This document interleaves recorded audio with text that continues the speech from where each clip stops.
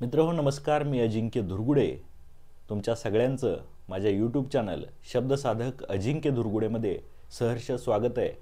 मित्रांनो, आजच्या व्हिडिओच्या माध्यमातून आपण सभाधीटपणा अर्थात स्टेज डेअरिंग कशा पद्धतीने वाढवायचं, भीड चेपली जाण्यासाठी काय करायचं आणि ज्याला अजिबातच भाषण करण्याची सवय नाही किंवा भाषण करण्याची भीती वाटते त्या माणसांनी त्यांचं वक्तृत्व कौशल्य सुधारण्यासाठी आणि ही भीती घालवण्यासाठी काय करायचं ते या व्हिडिओच्या माध्यमातून आपण पाहणार आहोत।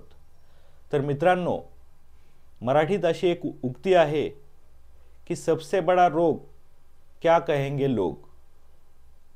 लोक काय म्हणतील याचा जर आपण विचार करत बसलो तर आपण आपलं जे इप्सित आहे, जे लक्ष्य आहे, टार्गेट आहे ते कधीच अचीव करू शकणार नाही। म्हणून ज्याला भाषण करायचं आहे त्यानं त्याची भीड घालवली पाहिजे आणि त्याच्यासाठी सगळ्यात महत्त्वाचं आहे तुम्ही ज्यावेळेस गप्पा मारता किंवा एका छोट्याशा ग्रुपमध्ये तुम्ही बोलत असता त्यावेळेस आपल्या प्रतिक्रिया ह्या मनमोकळेपणाने आपण मांडल्या पाहिजेत। ज्या वेळेस आपण छोट्या छोट्या ग्रुपमध्ये आपल्या ज्या मनातल्या गोष्टी आहेत त्या योग्य पद्धतीने मांडू त्यावेळेस आपण मोठ्या मंचावर देखील अगदी निर्भीडपणे वावरू हा आत्मविश्वास आपल्याला येतो।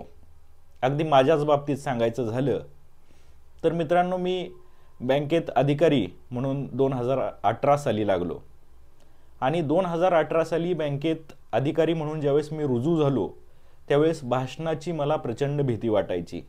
म्हणजे समोर गेलो की असे हातपाय लटलट कापायचे। मात्र बँकेत गेल्यानंतर एके दिवशी आमचा जो सहकारी होता राघव गौड त्याचा निरोप समारंभाचा कार्यक्रम होता आणि निरोप समारंभाचा कार्यक्रम होता, छोटेखानी सूत्रसंचालन करण्याची जबाबदारी माझ्यावरती आली आणि ती जबाबदारी मी यशस्वीरित्या पार पाडली।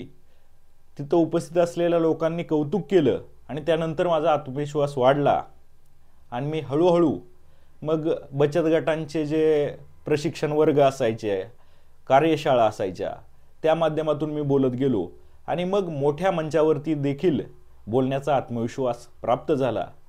तर अशा पद्धतीनं भीड चेपली जाण्यासाठी छोट्या छोट्या गोष्टीतून आपण हे साध्य करू शकतो आणि नंतर म्हणजे सूचक अनुमोदक म्हणून कार्यक्रमातील एक प्रकार असतो की एका वक्त्यानं सूचना करायची असते की आजच्या कार्यक्रमासाठी श्री अ ब क यांनी अध्यक्षपद घ्यावं अशी मी त्यांना विनंती करतो आणि दुसऱ्यानं लगेच त्याला अनुमोदन द्यायचं असतं की आत्ताच माझे मित्र श्री अमुक तमुक यांनी जी सूचना मांडली त्याला मी अनुमोदन देत आहे।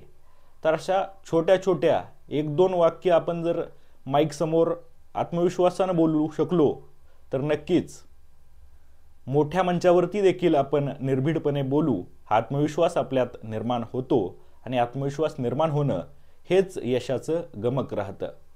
तर हा व्हिडिओ तुम्हाला कसा वाटला ते कमेंट्सच्या माध्यमातून नक्की कळवा आणि असेच नवनवीन व्हिडिओज पाहण्यासाठी या चॅनलला सबस्क्राईब करा। धन्यवाद।